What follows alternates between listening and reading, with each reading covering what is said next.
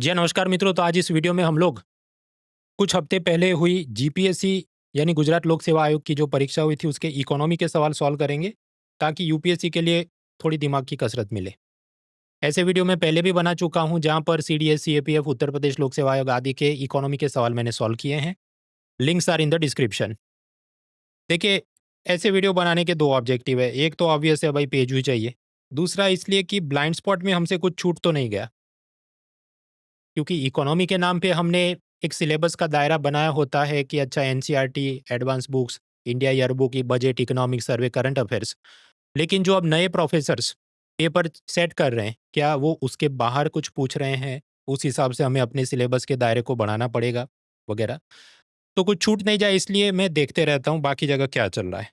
अभी ये जो इकोनॉमी के एमसीक्यू हम सॉल्व करेंगे, ये बिगिनर्स के लिए नहीं है, क्योंकि यहाँ पर आप समझो सीआरआर, रेपो वगैरह जो बेसिक चीज़ होगी धड़ाधड़ 20-30 सेकंड में मैं निपटा दूंगा जवाब। तो ये केवल हार्डकोर इकोनॉमी स्टूडेंट्स जो ऑलरेडी इकोनॉमी पढ़ चुके हैं और जो रविवार को यूपीएससी प्रीलिम होने वाली है वो देना चाहते हैं, उनके वास्ते ये है। बिगिनर के तो भाई हम तो माँ के पेट से तो थोड़ी इकोनॉमी कोई पढ़ के आएगा, कभी तो पढ़ना पड़ेगा ना। तो कोई चिंता मत करो। अन अकेडमी ने 1 हफ्ते के लिए केवल 1 रुपये में पूरा अपना कोर्स अनलॉक कर दिया है। उसके बारे में कल मैंने वीडियो बनाया था, उसको देख के उस हिसाब से आप एक्टिवेट करें और थोड़ा पढ़ लें। एनीवेज, सो नाउ इसके बाद जो भी बातें सब हार्डकोर एस्पायरेंट्स के लिए है। स्टेट सर्विसेज प्लान बी के रूप में हम लोग देते हैं, तब मैं हमेशा एक चीज़ देखता हूँ, क्या ये राज्य की परीक्षा ऐसी है कि वो यूपीएससी रिपीटर दे सके और वो भी बिना कोई नया कोर्स या किताब खरीदे दे सके। उस हिसाब से ये जो उत्तर प्रदेश लोक सेवा आयोग का पेपर पिछले साल हुआ था, वो बहुत अच्छा मुझे पेपर लगा, हार्ट इमोजी। उसका कारण ये कि वहाँ पर लोकल इतिहास, कला, संस्कृति वगैरह बहुत कम पूछा था। तो अब कोई भी नेशनल लेवल की एग्जाम की तैयारी कर रहे हैं तो आपका आराम से बिना कुछ एक्स्ट्रा पढ़े, कोचिंग लिए, किताबें खरीदे आप मैनेज कर सकें। तो उत्तर प्रदेश लोक सेवा आयोग मुझे काफ़ी अच्छा लगा, खासकर पिछला जो पेपर हुआ, मैं प्योरली पेपर के बारे में बोल रहा हूँ। उसके मुकाबले ये जो गुजरात लोक सेवा आयोग है, उसमें तकलीफ ये है कि आपको बहुत सारा गुजराती कला, साहित्य, इतिहास बहुत कुछ पढ़ के रट के जाना पड़ता है। अब कुछ लोग इसमें भावुक हो जाएंगे, हाँ तो भाई तुम्हारा राज्य है, तुमको पता होना चाहिए, आई अग्री। लेकिन आप समझो उसके वास्ते अलग से आपको फिर किताबें, कोचिंग, वो सब में आपका रिसोर्सेस आपको लगाने पड़ते हैं। अगर आप किसी बाहर के राज्य के हैं तो भी गुजरात का पेपर तो दे सकते हैं, क्योंकि क्वेश्चन पेपर इंग्लिश में भी उसका वर्जन अवेलेबल होता है, गुजराती इंग्लिश दोनों में पेपर सेट होता है। लेकिन तकलीफ ये है, ये 2025 का जो पेपर हुआ उसमें ये गुजराती कला, साहित्य, इतिहास बहुत पूछा था।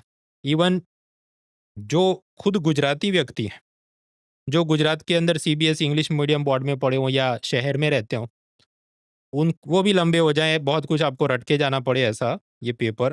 हालाँकि ये तो आज का नहीं है, हमेशा से इनका ऐसा है, क्योंकि कुछ प्रोफ़ेसर्स हैं, वो उधर सालों से जमे हुए हैं, जब तक वो बदलेंगे नहीं तब तक ऐसा ही रहेगा। नाउ ये वीडियो का फ्लो कुछ इस तरह से है कि इकोनॉमी के 6 पिलर के एमसीक्यू हम सॉल्व करेंगे। उसके बाद माइक्रो इकोनॉमिक्स के प्रश्न है वो सॉल्व करेंगे। फिर गुजरात की खुद की इकोनॉमी के बारे में कुछ प्रश्न पूछे वो सॉल्व करेंगे।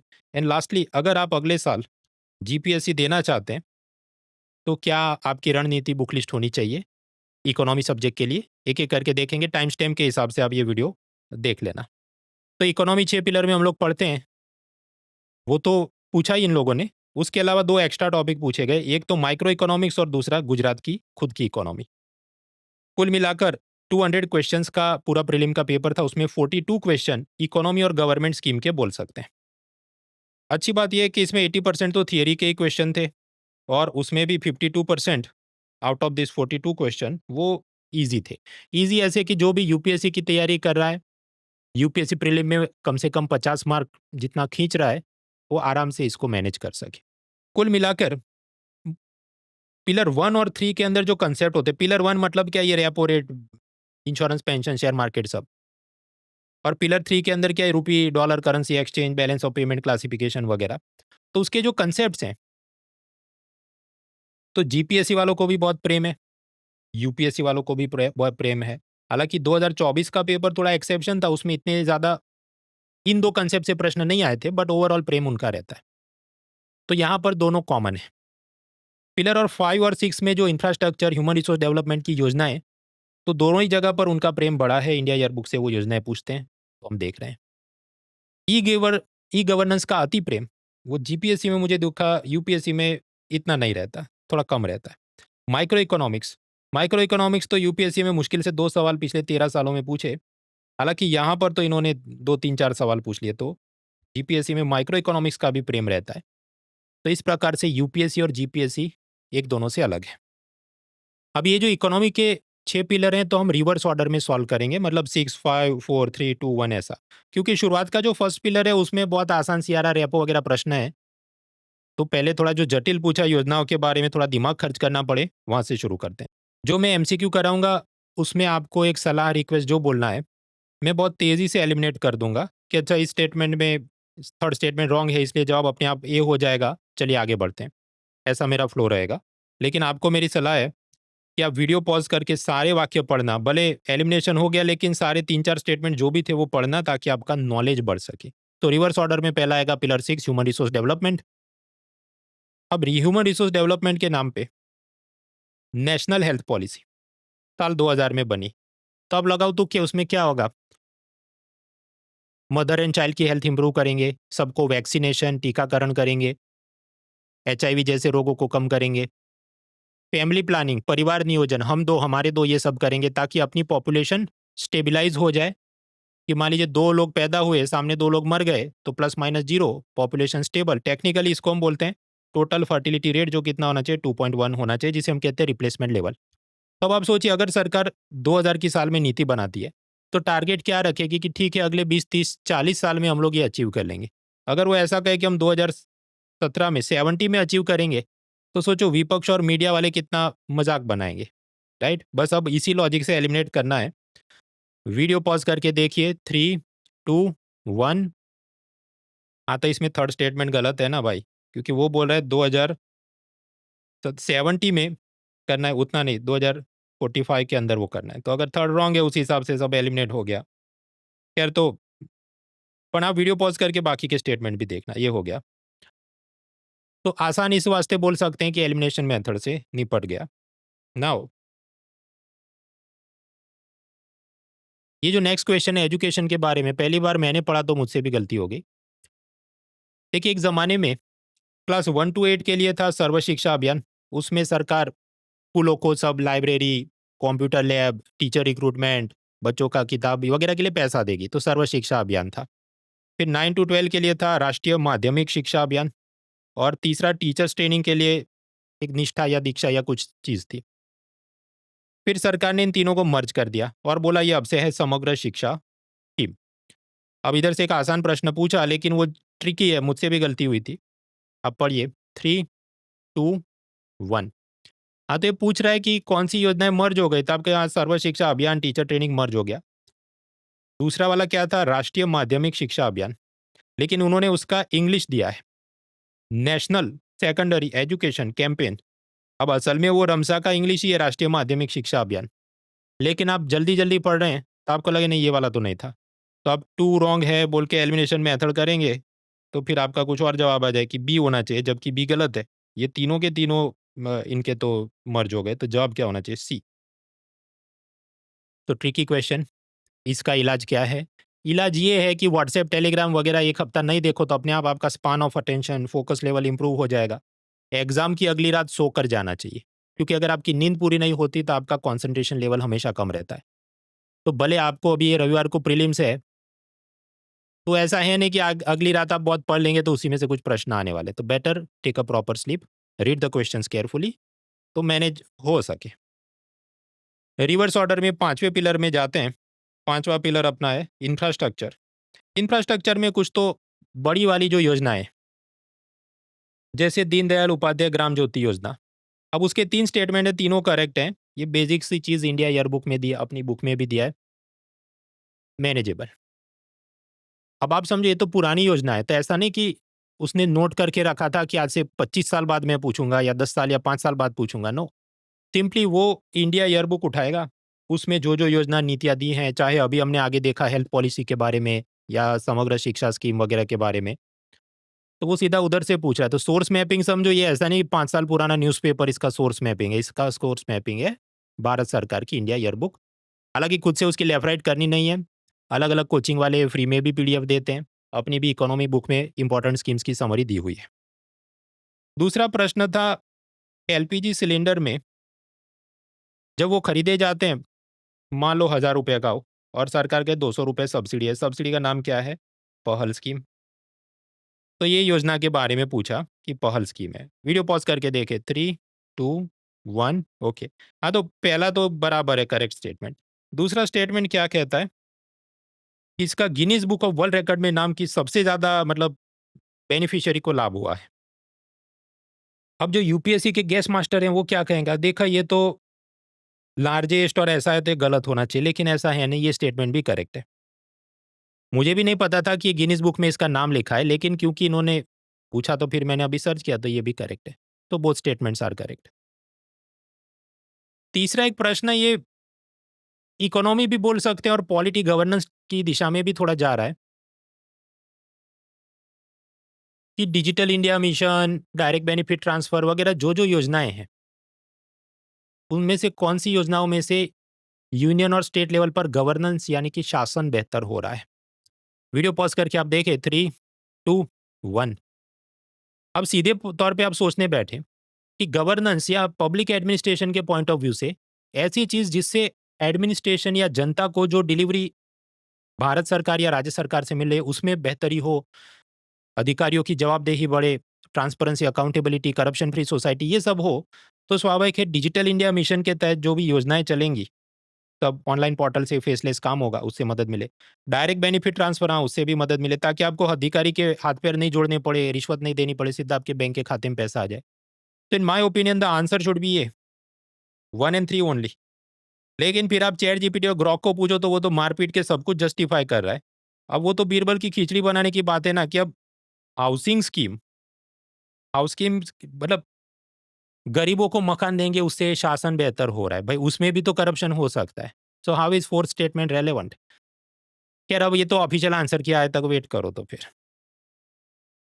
पिलर 5 में ही communication infrastructure, IT infrastructure and public private partnership, इन सब के बारे में क्या पूछा? एक तो आधार कार्ड के बारे में बहुत आसान सी चीज थी, 3, 2, 1, हाँ, तो दोनों स्टेटमेंट करेक्ट है।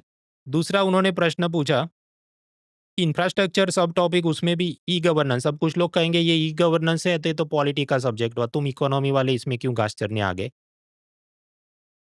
डिजिटल इंडिया मिशन तक तो मैंने पढ़ाया था, क्योंकि वो इकोनॉमी योजना के रूप में भी पूछा गया है कि उससे कैसे भारत की इकोनॉमी बेहतर हो जाएगी मतलब यूपीएससी में ऐसा पूछा गया।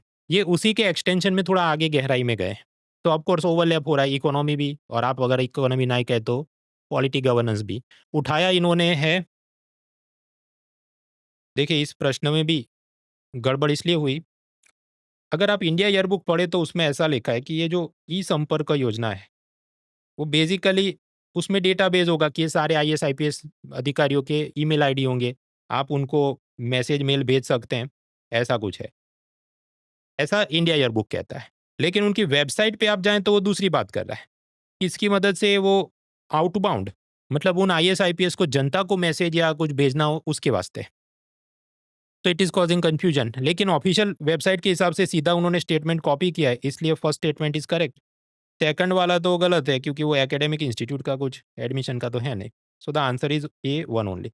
टफ क्वेश्चन है, इसलिए क्योंकि ईयरबुक में दिया है उसके बाद भी जवाब दूसरी दिशा में जा रहा है। नेक्स्ट क्वेश्चन, साइबर सुरक्षित भारत, इसका जवाब सिर्फ भी होगा, 3, 2, 1। टफ क्वेश्चन है, इसलिए कि आप तुक्का भी मान लो कि देखो ये डिफेंस साइबर सुरक्षा मतलब माइटी मिनिस्ट्री का होना चाहिए, तो डिफेंस मिनिस्ट्री का नहीं होगा, तो ये हमने एलिमिनेट कर दिया। लेकिन सेकंड वाला यही है या कुछ और भी है, सोचना पड़े। Now, public private partnership. Public private partnership आप समझते हैं कि कोई एयरपोर्ट बनाना है, 100 करोड़ रुपए चाहिए, सरकार के हमारे पास सिर्फ 50 है, अदानी के मैं 50 देता हूँ और मिलके बनाते हैं, that is public private partnership. और इसका कोऑर्डिनेशन कौन देखता है? फाइनेंस मिनिस्ट्री के नीचे डिपार्टमेंट ऑफ इकोनॉमिक अफेयर्स इसको देखता है। बस, तो इसी का सिंपल सवाल है, दोनों स्टेटमेंट करेक्ट हैं। 3, 2, 1। चलिए आगे बढ़ते हैं। रिवर्स ऑर्डर में अब आता है पिलर 4, तो सेक्टर्स ऑफ इकोनॉमी क्या? एग्रीकल्चर, मैन्युफैक्चरिंग, सर्विस सेक्टर, उनमें से total production, GDP, inflation, NITI Aayog, planning commission, ये सब बातें। लैंड रिफॉर्म आप जानते हैं, भूमि सुधार, कि सरकार बड़े जमींदारों से, बड़े किसानों से जमीन लेके भूमिहीन किसानों में बांट दे। तो ये लैंड रिफॉर्म हुआ। कैश क्रॉप भी आप समझते हैं कि जैसे शुगर केन, कॉटन वगैरह, वो ज्योग्राफी में पूरी सीरीज देखना। इकोनॉमिक सर्वे बार बार ये कंप्लेन करता है कि भारत में शुगर केन बहुत ज्यादा उगाया जा रहा है। ऐसे इलाकों में जहां पर पानी की सुविधा नहीं है उधर भी उगाया जा रहा है। तो मतलब इसका एरिया अंडर कल्टीवेशन, जितने विस्तार में ये उगाया जा रहा है, तो वो तो कम नहीं हुआ होगा ना, वो तो बढ़ ही रहा है। That is the problem. तो बस इसके आसपास इन्होंने आपका नॉलेज चेक किया। वीडियो पॉज करके देखे। 3, 2, 1। देखिए, पहला तो करेक्ट है कि हाँ बराबर लैंड रिफॉर्म में गरीबों को और लैंडलेस भूमिहीन किसानों को जमीन दिया। दूसरा क्या कहता है कि इसके बाद लोग ये गन्ना कम उगा रहे हैं, तो कम तो थोड़ी उगा रहे हैं, ज्यादा ही उगा रहे हैं। तो second is wrong. So the answer is A only one. उसके बाद कितनी चीजों पर, कितने कृषि उत्पादों पर भारत सरकार एमएसपी यानी कि मिनिमम सपोर्ट प्राइस अनाउंस करती है। एमएसपी न्यूनतम समर्थन मूल्य। उसमें आपको याद होगा कि शुगर केन पर अलग सिस्टम है जिसका नाम है फेयर एंड रिमनरेटिव प्राइसेस। जो सरकार नहीं देती, वो शुगर मिल मालिक ने उस भाव पे किसान से खरीदना होता है। तो आपके यहाँ बराबर है। उस हिसाब से वीडियो मतलब क्वेश्चन देख लो। 3, 2, 1। शुगर केन गलत है क्योंकि उस पर एमएसपी ने दूसरी सिस्टम है। तो अगर 4 गलत है तो उस हिसाब से बी चला गया, सी डी। तो the answer should be A. 1, 2, 3। This is one thing. अब मान लीजिए वो प्रोफेसर हवे में ही पूछ रहा है, तो वो तो कहेगा हाँ सभी करेक्ट है क्योंकि ये भी तो अनाउंस किया जा रहा है। Then answer could be D. लेकिन मेरा ये मानना है कि ए होना चाहिए। अब यहाँ पर भी मुझे खुद इसको सॉल्व करने में थोड़ी डायलेमा हुई। इसका कारण कि जब आप इंडिया ईयरबुक में या कोई भी वेबसाइट या जगह पर देखते हैं, तो शोरगम तो लिखा नहीं है। तो हमें सोचने पे मजबूर हो जाए कि भाई 1 इज ऑल्सो रॉन्ग। तो फिर क्या जवाब होना चाहिए आपका? शुगर केन पे तो एफआर पे तो वो तो यानी तो कोई ऑप्शन मैच नहीं हो रहा है। लेकिन असल में जो शोरगम है वो जवार का ही दूसरा नाम है। और जवार पे सरकार एमएसपी देती है, वो तो इंडिया ईयरबुक में सब जगह दिया है। हालांकि ऐसा हम ना भी सोचते तो एलिमिनेशन मेथड से भी मैनेज तो हो रहा था। लेकिन एलिमिनेशन में आप उल्टी लाइन पकड़ लेते कि पहले मैं शोरगम रॉन्ग है ऐसा करूँ, तो फिर गलत दिशा में चले जाते। Interesting question. खैर, नया एक चीज मुझे जानने को मिला, शोरगम जवार एक चीज है। इसके बाद पंचवर्षीय योजना, फाइव प्लान, ये सब के बारे में जो प्रश्न आते हैं, देखिए इकोनॉमी और यूपीएससी आईएएस परीक्षा में 5 ईयर प्लान और ये सब आज़ादी से लेके एलपीजी रिफॉर्म या आज़ादी से लेके मोदी सरकार तक का भी आजकल बहुत कम पूछते हैं। आजकल कंटेम्पररी इश्यूज मोदी सरकार और उसके बाद क्या आया उस पे प्रश्न ज़्यादा होते हैं। तो मैं भी जब इकोनॉमी पढ़ाता हूँ, तो समझिए ये जो 5 ईयर प्लान, एलपीजी रिफॉर्म्स के पहले का समय, राजीव गांधी, इंदिरा गांधी, नेहरू की नीतियाँ, ये सब असल में किधर दिया? एनसीईआरटी क्लास 11 में। लेकिन क्योंकि सवाल कम आते हैं, तो उसमें से मैं गिनी चुनी चीज़ें पढ़ाता हूँ। तो जैसे ये इंडस्ट्रियल पॉलिसी रेजोल्यूशन 1956 का, तो उसको हम बहुत गहराई से नहीं पढ़ते, लेकिन इन्होंने पूछा तो जान लेते हैं। तो जो इंडस्ट्रियल पॉलिसी रेजोल्यूशन 1956 में बनाया गया, उसके पीछे मास्टरमाइंड कौन था? ये साहब जिनका नाम है पीसी महालानोबिस। और सेकंड 5 ईयर प्लान के पीछे भी इन्हीं का दिमाग था। खैर, तो ये जो इंडस्ट्रियल पॉलिसी रेजोल्यूशन था, उसने उद्योगों को 3 हिस्सों में बांटा। कुछ ऐसे क्षेत्र जहां केवल सरकारी कंपनियां होगी, जैसे मान लो एटॉमिक एनर्जी, रेलवेज, डिफेंस वगैरह।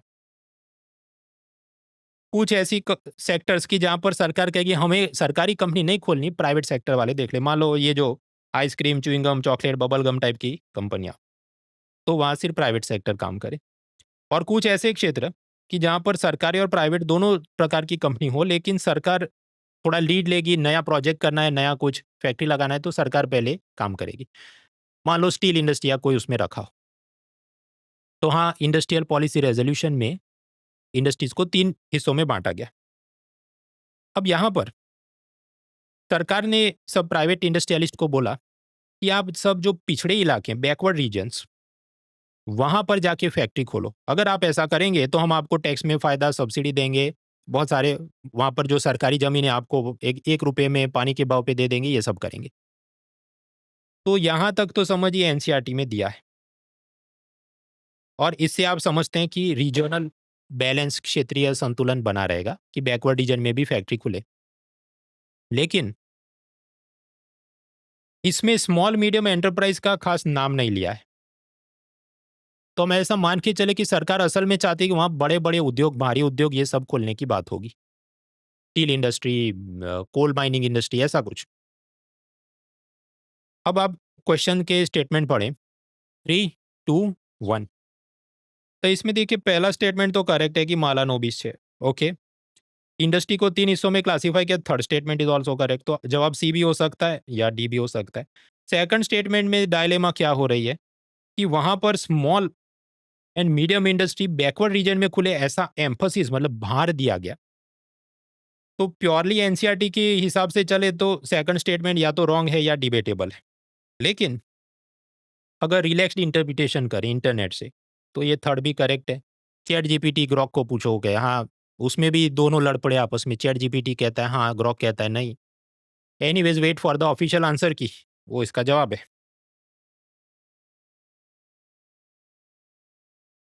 अलग अलग क्षेत्रों में कितने लोग नौकरियां करते हैं, उसका एक सर्वे होता है, आप जानते हैं क्या? Periodic labour force survey, PLFS. अब वीडियो पॉज करके आप ग्राफ देखो, तो देखिए अर्बन एरिया की हम बात करें और उसमें पर्सन मतलब मेल फीमेल दोनों आ गए, तो सबसे ज़्यादा आपको क्या लगता है? ये वाला एरिया।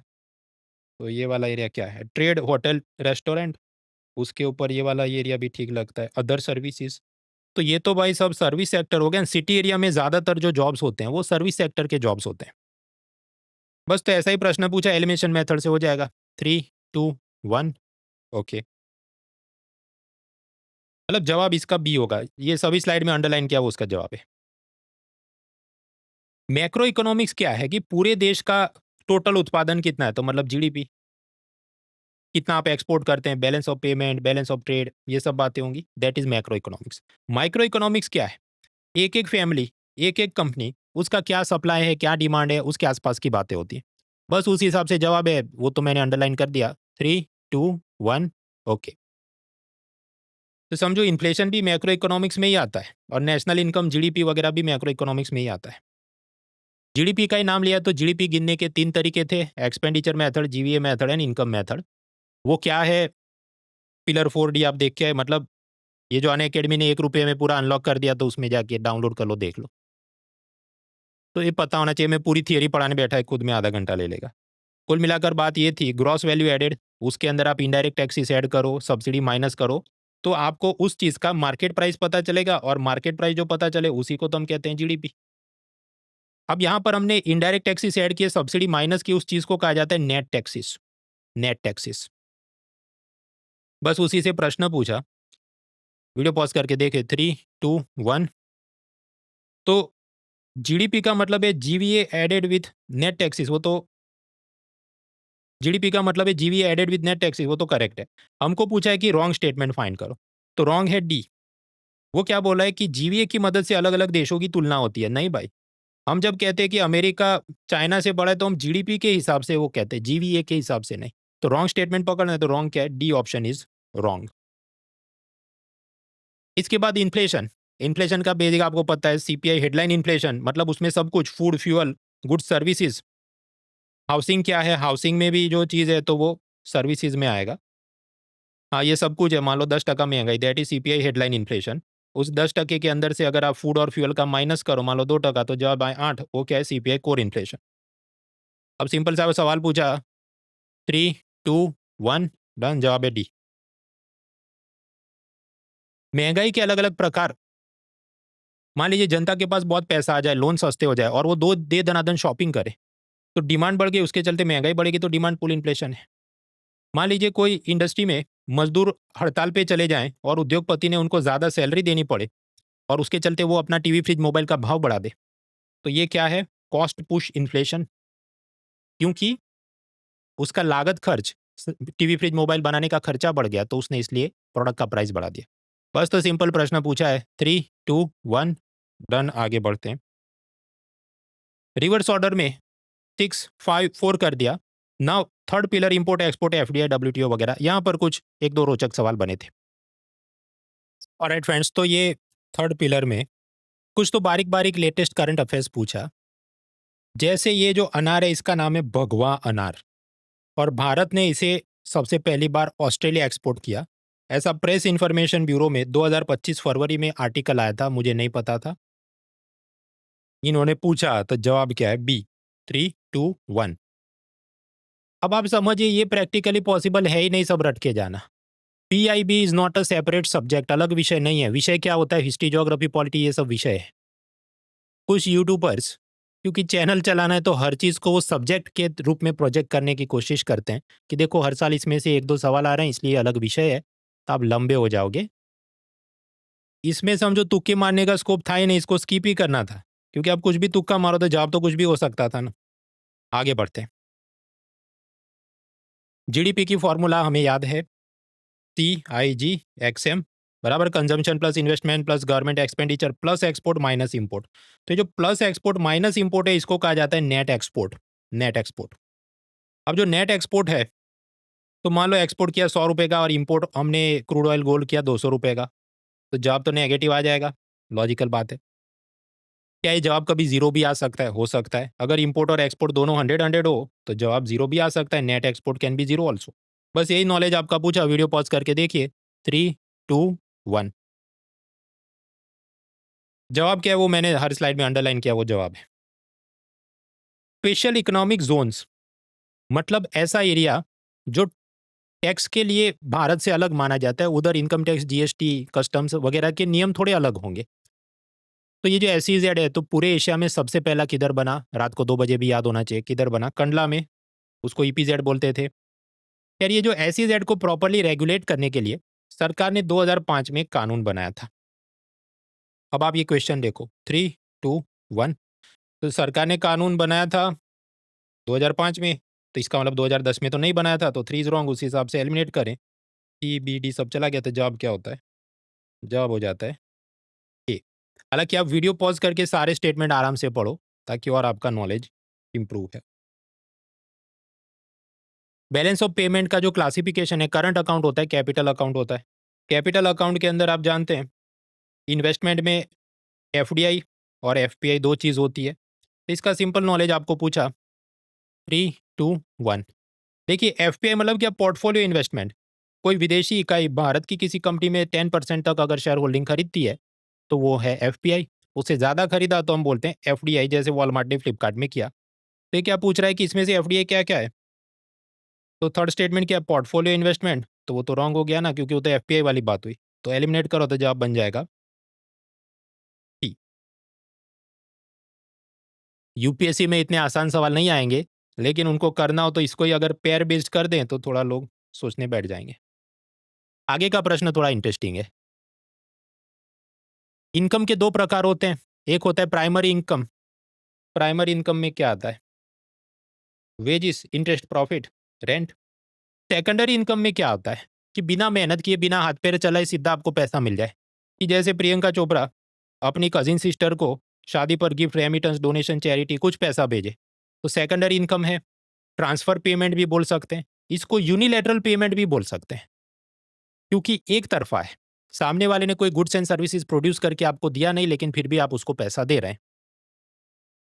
तो ऐसे जो रेमिटेंस, गिफ्ट, डोनेशन है, ये सब हम लोग कहाँ पर डालते हैं? बैलेंस ऑफ पेमेंट सब टॉपिक, करंट अकाउंट उसके सब टॉपिक, ट्रांसफर के अंदर ये सब यूनिलैटरल पेमेंट या सेकेंडरी पेमेंट या ट्रांसफर पेमेंट हम लोग डालते हैं। बस यही नॉलेज आपका चेक कर रहा है, वीडियो पॉज करके देखिए। 3, 2, 1। हाँ तो समझो, थर्ड स्टेटमेंट क्या बोल रहा है कि यूनिलेटरल फ्लो कैपिटल अकाउंट में, माफ किया थर्ड नहीं, सेकंड स्टेटमेंट क्या बोल रहा है कि यूनिलेटरल फ्लोज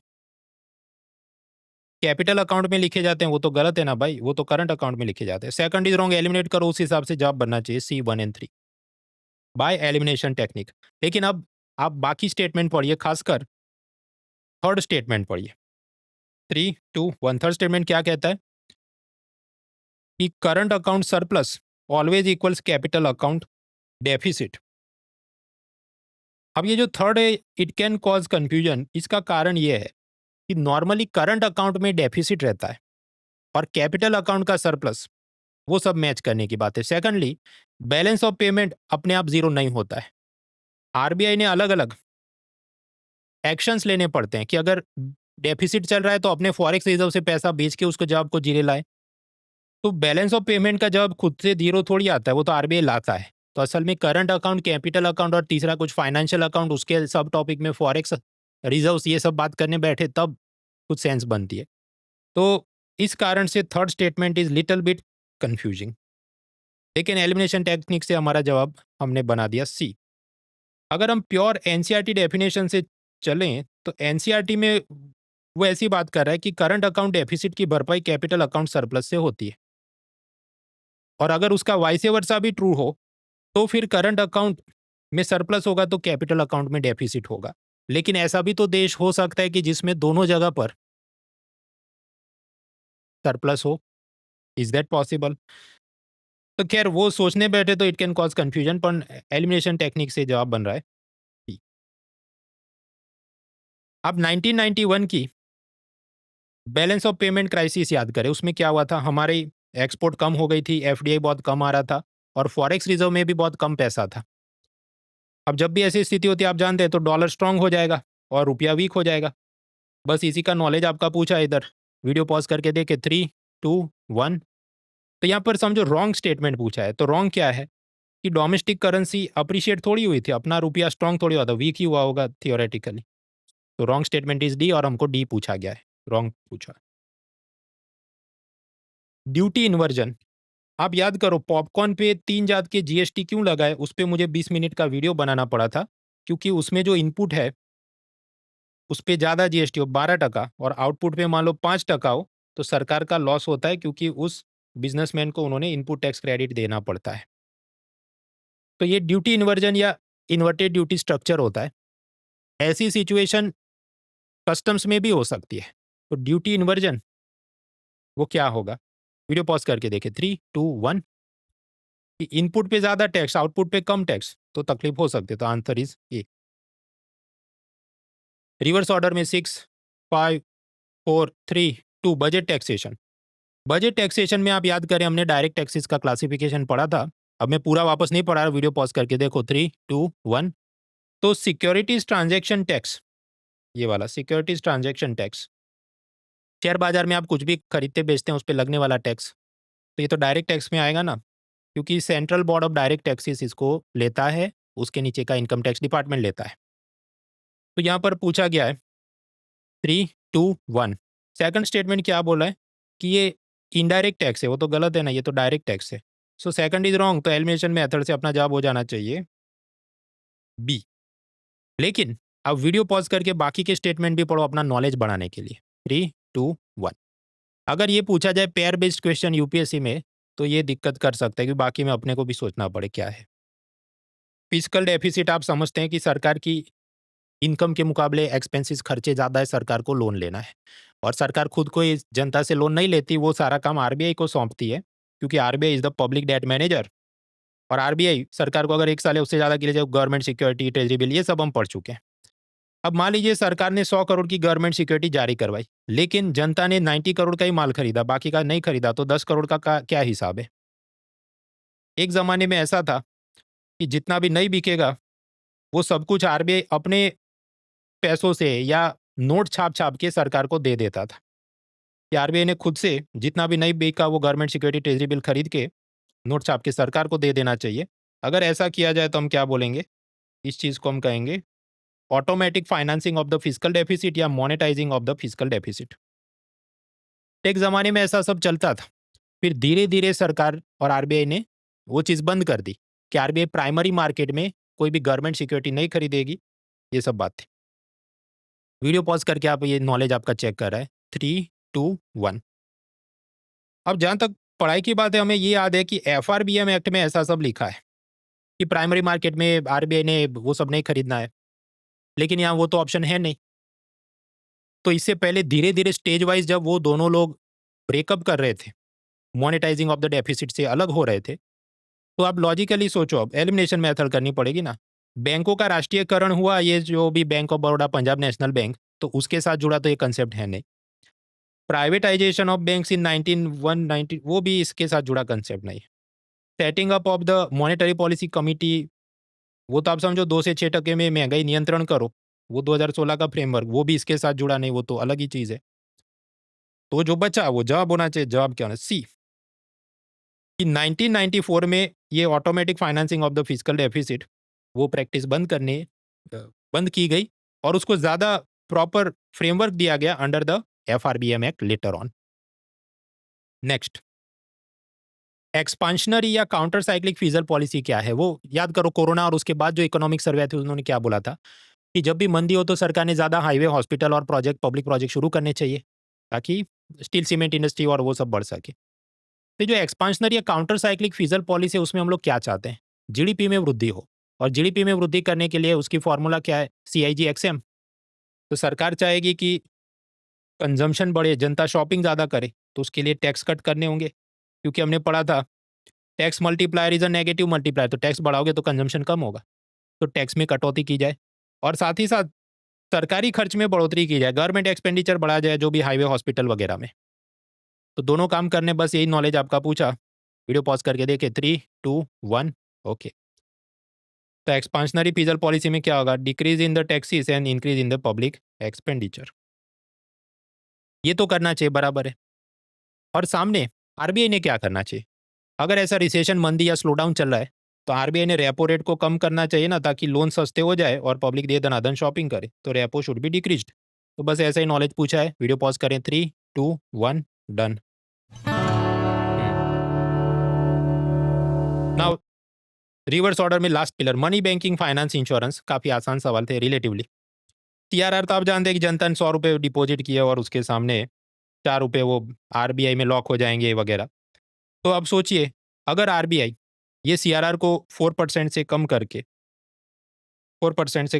अगर 3% कर दें, तो बैंकों के पास लोनेबल फंड्स बढ़ जाएंगे, दे दनादन वो लोन सस्ते करे, शॉपिंग, वो ये सब आप समझते हैं।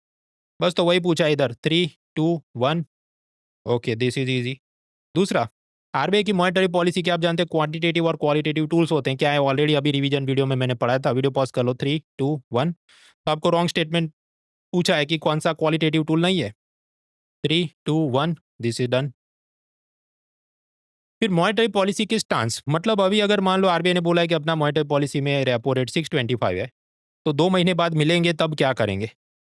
तो अकोमोडेटिव स्टांस भी हो सकता है, कैलिब्रेटेड और न्यूट्रल भी हो सकता है। न्यूट्रल में क्या, कुछ भी, गाड़ी आगे भी जा सकती है, रिवर्स में भी जा सकती है, या उधर ही खड़ी रह सकती है। बस तो वही पूछा है न्यूट्रल पॉलिसी स्टांस के बारे में। 3, 2, 1, दिस इज डन। फिर एक बहुत ही ट्रिवियल जनरल नॉलेज या करंट अफेयर्स उसने पूछा कि आरबीआई ने ये जो फाइनेंशियल लिटरेसी वीक 2025 में बनाया उसमें क्या थीम था। यार जो भी थीम था वो तो नेट पे सर्च किया मैंने, लेकिन इतना हम आईएएस परीक्षा में या किसी भी परीक्षा में रट के नहीं जा सकते। सिवाय कि आरबीआई की, आप बैंकों की परीक्षा हो तो अलग बात है। तो इसे स्किप कर देना चाहिए, क्योंकि इसमें से कुछ भी हो सकता था। क्योंकि आप समझो 2025 में एक बड़ा मुद्दा रहा है डिजिटल अरेस्ट, तो हम तुक्के मारते तो ये भी हो जाता, या लेट कॉशन भी और पैसन वो भी हो सकता था ऑनलाइन स्कैम के हिसाब से। तो इसे स्किप कर देना ज़्यादा ठीक रहेगा तुक्के मारने की जगह। फिर शेयर मार्केट का कुछ पूछा नहीं। इंश्योरेंस, पेंशन वगैरह में आप याद करो, नए एफडीआई नीति क्या हुई है कि बढ़ाकर 100% इंश्योरेंस सेक्टर में एफडीआई को बढ़ाया गया। बस वही सिंपल पूछा। 3, 2, 1, डन। नाउ तो 6 पिलर के अंदर जो पूछा गया वो देखा। अब 2 बाकी चीजें बचती है। माइक्रो इकोनॉमिक्स में से कुछ चीजें पूछी गई और गुजरात की इकोनॉमी से कुछ चीजें पूछी गई। यार माइक्रो इकोनॉमिक्स के जो सवाल हैं अभी देख लेते हैं। ये जो प्राइस और क्वांटिटी और उसके सप्लाई डिमांड के कर्व होते हैं, उसमें बात समझो कि ये जब भी राइटवर्ड शिफ्ट करेगा, अब ऐसा सोचो ना, ये 0 है, फिर ये 2 है, 4 है, 6 है कुछ, तो अगर ग्राफ राइट साइड जाएगा तो क्या होगा कि क्वांटिटी, सप्लाई, प्राइस, डिमांड ये सब बढ़ रहा है। तो हमेशा समझना है कि राइटवर्ड शिफ्ट जब होता है ग्राफ, तो इंक्रीज होने की बात है। अब ये एनसीईआरटी में माइक्रो इकोनॉमिक्स की बुक में उसका मैट्रिक्स दिया है, वीडियो पॉज करके देखें। 3, 2, 1। तो जब भी राइटवर्ड शिफ्ट डिमांड में, मतलब डिमांड भी बढ़े, सप्लाई के अंदर भी राइटवर्ड शिफ्ट हो, मतलब सप्लाई भी बढ़े, तो क्या होगा। डिमांड भी बढ़ रही है, सप्लाई भी बढ़ रही है, तो फिर अलग अलग कंपनियां और मैदान में उतर के, चलो अब तो हम भी मोबाइल बनाएंगे, सब लोग मोबाइल बनाएंगे, तो मोबाइल की क्वांटिटी इंक्रीज हो जाएगी। प्राइस का क्या होगा, देखिए प्राइस कब बढ़ता है, जब सप्लाई कम हो, डिमांड ज्यादा हो। प्राइस कम कब होगा, जब सप्लाई ज्यादा है पर डिमांड कम है। यहां पर तो इट इज पॉसिबल कि कुछ भी चेंज ना आए, क्योंकि सप्लाई और डिमांड दोनों बढ़ रहे हैं। तो हाँ, इंक्रीज भी हो सकता है, डिक्रीज भी हो सकता है और अनचेंज भी रह सकता है, तीनों बात हो सकती है। हालांकि बाद में हम जब माइक्रो इकोनॉमिक्स की किताब में और नीचे पढ़ें, इक्विलिब्रियम क्वांटिटी इंक्रीजेज, देखिए जब राइटवर्ड शिफ्ट होता है डिमांड और सप्लाई दोनों में, तो equilibrium quantity increases and price remains unchanged, भाव में कोई फर्क नहीं आता, ऐसा ये नॉलेज पूछ रहा है। क्वेश्चन आप वीडियो पॉज करें, 3, 2, 1, ये बात है, इसका जवाब है ए। दूसरा है मार्जिनल कॉस्ट के बारे में। देखिए माइक्रो इकोनॉमिक्स में जब भी मार्जिनल या इंक्रीमेंटल ऐसे शब्द आए, तो मान लो 100 यूनिट है, उसके ऊपर एकवा और यूनिट, 101st यूनिट, ऐसा एक एक अतिरिक्त यूनिट की बात होती है। बस तो वही आपके कंसेप्ट से आप जवाब सॉल्व कर सकते हैं। वीडियो पॉज करें, 3, 2, 1, दिस इज डन। तीसरा है various types of markets and competition.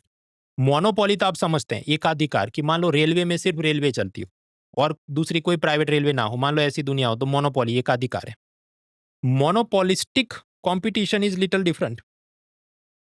वहां पर यह है कि जैसे मोबाइल फोन कंपनियां, बहुत सारी मोबाइल फोन कंपनियां हैं, तो मैनी सेलर्स, और सामने मोबाइल खरीदने वाले लोग भी बहुत सारे हैं, तो मैनी बायर्स। लेकिन प्रोडक्ट में डिफरेंशिएशन है। समझो क्रूड ऑयल ऐसा है कि आप सऊदी से खरीदो, कतर से खरीदो, कुवैत से खरीदो, क्रूड ऑयल ही है। लेकिन यहाँ ऐसा नहीं, हर मोबाइल थोड़ा अलग है, सैमसंग में अलग फीचर, एप्पल में अलग फीचर। इस कारण से हर एक मोबाइल की अपने ब्रांड लॉयल्टी होती है। कुछ कस्टमर की मैं तो ये वन प्लस ही लूंगा, इस कारण से वो वन प्लस के फैन बॉयज को अगर सैमसंग चाहे कि मुझे कन्वर्ट करना है, तो बहुत सारी promotional activities, launch events, influencer को पैसा दो, सेलिब्रिटी एंडोर्समेंट कराओ, ये सब हो जाएगा। तो यहाँ प्रमोशनल एक्टिविटीज पर खर्चा ज्यादा रहता है, इसलिए सेलिंग का भी खर्चा है। बना दिया वो तो बराबर, मैन्युफैक्चरिंग का तो खर्चा होता है, लेकिन प्रोडक्ट को सेल करने का भी खर्चा होता है because of promotional activities, influencer वगैरह। बस तो ये आपको पूछ रहा है रॉन्ग स्टेटमेंट क्या है। वीडियो पॉज करके देखें, 3, 2, 1। तो मोनोपोलिस्टिक कंपटीशन में समझो रॉन्ग पूछा है, तो राइट कौन से हैं? कि बहुत सारे बायर सेलर होते हैं, बराबर है। एंट्री एग्जिट कंपनियों की हो सकती है, वो भी बराबर। प्रेजेंस ऑफ सेलिंग कॉस्ट होता है क्योंकि प्रोडक्ट डिफरेंशिएशन है, तो वो लॉयल्टी वाले को कन्वर्ट करना है, वो भी करेक्ट है। तो जो बचा वो रॉन्ग है, जो ऑप्शन सी है। Strong inter dependence among the firms for price input output decision, वो तो कार्टेल का फंक्शन होता है, नहीं कि इनका फंक्शन। तो ये हुआ। ओके, तो माइक्रो इकोनॉमिक्स डन। आखिर में बचती गुजरात की इकोनॉमी। हाँ, तो मतलब अब तक हमने क्या देखा, 6 पिलर के हिसाब से सारे एमसीक्यू रिवर्स ऑर्डर में सॉल्व किए, माइक्रो इकोनॉमिक्स देखा, गुजरात इकोनॉमी के अब सवाल देखते हैं, और उसके बाद जीपीएससी एस्पायरेंट जो इकोनॉमी तैयारी करें अगले साल, उनकी क्या रणनीति, बुक लिस्ट वगैरह की मैं बात करूंगा।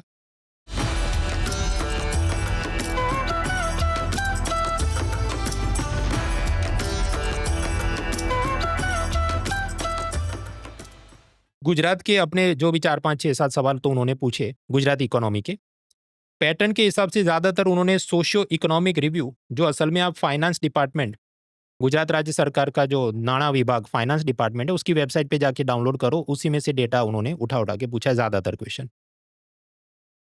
अब इसके बाद जितनी स्लाइड आएंगे तो समझो वो सारे जवाब मैंने वेरीफाई नहीं किए, सिंपली चैट जीपीटी ग्रॉक को जो दिया और उसने जो बोल दिया। तो आप केवल अवलोकन में इस्तेमाल करें, वो आंसर की मैच करने में इस्तेमाल ना करें, क्योंकि वो मैं करने बैठा तो मैं लंबा हो जाऊंगा।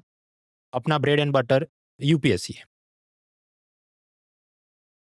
अभी स्लाइड से तेज चलेंगी, लेकिन आपको चिंता नहीं करनी है। ये पूरा पावर पॉइंट पीडीएफ जो आप वो बोलो, फ्री में आप डाउनलोड कर सकते हैं, और मैं वन ड्राइव लिंक दे रहा हूँ, मतलब ऐसा भी नहीं कोई मोबाइल फोन या ईमेल आईडी से रजिस्टर करो, नहीं, सीधा ही लिंक है, सीधा आप डाउनलोड कर लेना। तो इसलिए मैं सब पढ़ूंगा नहीं, जल्दी जल्दी उड़ा दूंगा। ये क्वेश्चन जी सफल स्कीम के बारे में, दूसरा क्वेश्चन सोशियो इकोनॉमिक रिव्यू और उसके हिसाब से कुछ पूछा गया, तीसरा एफडीआई कहाँ से कितना आता है गुजरात में, उसके बारे में पूछा गया, चौथा सोशियो इकोनॉमिक रिव्यू के हिसाब से भारत में कितना जीएसटी, और माफ कीजिए गुजरात में कितना जीएसटी और बाकी एक्टिविटीज़ हैं। फिर पांचवा पूछा कि गुजरात का जीएसडीपी क्या है। ये या तो सोशियो इकोनॉमिक रिव्यू से भी मिल जाए, या नीति आयोग ने अलग अलग राज्यों का जो डेट कितना ज़्यादा है, सबसे ज़्यादा किसका है, पंजाब का, वहाँ से भी शायद पूछा हो, ये भी हो सकता है। एंड लास्टली, नीति आयोग ने जी हब प्रोग्राम के तहत कौन से सिटी को चुना। अब इसको भी देखे तुक्का मारना ठीक नहीं होगा, क्योंकि सूरत, अहमदाबाद, राजकोट, वडोदरा कुछ भी हो सकता था।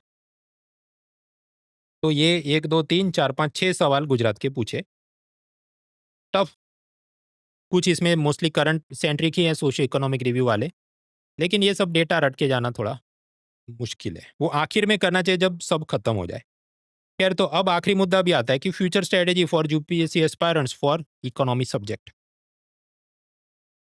मैं कोचिंग मुक्त ही बात करूंगा क्योंकि ये जैसे सवाल इन्होंने पूछे हैं, तो जीपीएससी का कोई अलग कोचिंग की जरूरत नहीं। जो भी यूपीएससी का पढ़ के अगर आप यूपीएससी में 50 मार्क ला सकते हैं, तो बिना इसकी अलग कोई कोचिंग किए कर सकते हैं। कोचिंग मुक्त ही बात है। हमें जो इकोनॉमी यहाँ पर करनी है, 4 हिस्से बन रहे हैं। मैक्रो इकोनॉमिक्स की थियरी है, जो भी जीडीपी, बैलेंस ऑफ पेमेंट वगैरह। माइक्रो इकोनॉमिक्स की थियरी, तीसरा इकोनॉमी के करंट अफेयर्स, और चौथा गुजरात की खुद की इकोनॉमी। तो 4 हमें सब्जेक्ट तो नहीं बोलेंगे, सब टॉपिक्स करने हैं। और मैं कोचिंग मुक्त बात करूं तो एनसीईआरटी मत पढ़ो, क्योंकि एनसीईआरटी में बहुत जटिल कलिष्ट करके उन्होंने दिया है। मेरी आपको सलाह है, तमिलनाडु या महाराष्ट्र की जो क्लास 11-12 की बुक्स हैं उसमें से आप देख लो। आपके 2 में से एक नक्की बोलो। तो महाराष्ट्र की क्लास 11 की बुक से ये वाले चैप्टर, और महाराष्ट्र की क्लास 12 वाली के ये वाले चैप्टर आप पढ़ें, तो आपका इसमें माइक्रो इकोनॉमिक्स शायद मैंने नहीं ऐड किया होगा, लेकिन माइक्रो इकोनॉमिक्स के चैप्टर भी देख के पढ़ लेना, उतना आप करें। कलरफुल ग्राफिक्स के साथ सब समझाए, कुछ कोचिंग वोचिंग नहीं भी करो, स्व अध्ययन से आप खत्म कर सकते हैं। ये शायद दुकान में आपको नहीं मिले, पर पीडीएफ फ्री में डाउनलोड कर सकते हैं, उनकी खुद की वेबसाइट पे अपलोड किया है। तो समझो, एनसीईआरटी नहीं देखनी, महाराष्ट्र की 11-12 की आप बुक देखें, दैट इज बेटर। बहुत खींच के आपको दिल आ जाए नहीं मुझे तो एनसीईआरटी देखनी है, तो फिर आप क्लास 11 की जो इंडियाज इकोनॉमिक डेवलपमेंट, मतलब ये 5 ईयर प्लान, एलपीजी रिफॉर्म्स तक की जो कहानी है, वो क्लास 11 वाली एनसीईआरटी देखिए अगर आपको टाइम मिले। अदरवाइज महाराष्ट्र वाली इज बेटर। वो नहीं देखनी और सीधा ही थियरी करंट सब कुछ कंबाइन ही देख लेना हो, तो मेरी ये इकोनॉमी की बुक भी है, लेकिन वो तो समझिए वो पेड वाली चीज़ आ गई, और मैं कोचिंग मुक्त आपको अभी बात कर रहा हूँ। तो वाइट सोर्सेज मैंने जितने लिखे वो सारे फ्री हैं। उसी तरह करंट अफेयर्स, माइक्रो इकोनॉमिक्स और गुजरात इकोनॉमी में क्या करना चाहिए, सारे सोर्सेज मैंने आपको लिख दिए हैं। प्रायोरिटी ऑर्डर मुझे देना हो तो 5 स्टार में मैक्रो इकोनॉमिक्स थियरी को दूंगा। उसके बाद करंट अफेयर्स को मैं 2 स्टार दूं, क्योंकि इन्होंने जो पूछा वो भगवा, पॉमग्रेनेड या अनार ऑस्ट्रेलिया में एक्सपोर्ट, ये सब याद करके जाना मुश्किल है। हालांकि एक दो आसान चीज़ें थी, वो एफडीआई ने इंश्योरेंस कितना बढ़ा है, मैं उसको दूं 2 स्टार। माइक्रो इकोनॉमिक्स थियरी भी 2 to 3 स्टार्स, क्योंकि वो इतना याद करके जाना, बाकी आपको, क्योंकि समझो economy is not just one subject. आपको गुजरात का खुद का कला, संस्कृति, साहित्य, इतिहास वही बहुत सारा रटना पड़ेगा। तो मैं इधर एफर्ट डालूँ कि उधर एफर्ट डालूँ, वहाँ आपको ज़्यादा टाइम जाएगा, तो उसको भी आप थोड़ा ध्यान दें। गुजरात की खुद की इकोनॉमी, क्योंकि उसके तो 6 कंटिन्यूस सवाल हैं, और सोर्स मैपिंग के हिसाब से ज़्यादातर सोशियो इकोनॉमिक रिव्यू से हो रहा है, तो मैं इसको दूँ चलो 3 स्टार। कि ये ज़्यादा मैंने जो इधर कुछ रट के गए तो अपना पे रिटर्न ऑन इन्वेस्टमेंट थोड़ा बेहतर है। तो ये सोर्सेस मैंने आपको बताए। बाकी मेरा इकोनॉमी का पूरा कोर्स और उसका सब पेड मटेरियल, हैंडआउट, सब कुछ ये ₹1 में अभी तो अवेलेबल है, जब तक यूपीएससी प्रीलिम परीक्षा, मतलब 25 मई तक। तो ज़रूर से उस ऑफर के हिसाब से आप सब कुछ डाउनलोड कर लें, ताकि आपको बाद में अगले साल भी एग्जाम देनी है, ज़्यादातर चीज़ें तो सेम ही रहनी है, रिपो, सीआरआर वगैरह। It will help you. તો ગુજરાતના વિદ્યાર્થીઓને તો હું ખાસ આગ્રહ કરીશ કે ભાઈ ઓફર મુજબ એ છે તો ડાઉનલોડ કરી લો, તમને આગળ ભવિષ્યમાં કામ લાગશે. આપ સૌને આવનારી જીપીએસસી પરીક્ષા માટે ખૂબ ખૂબ all the best. Let's crack it.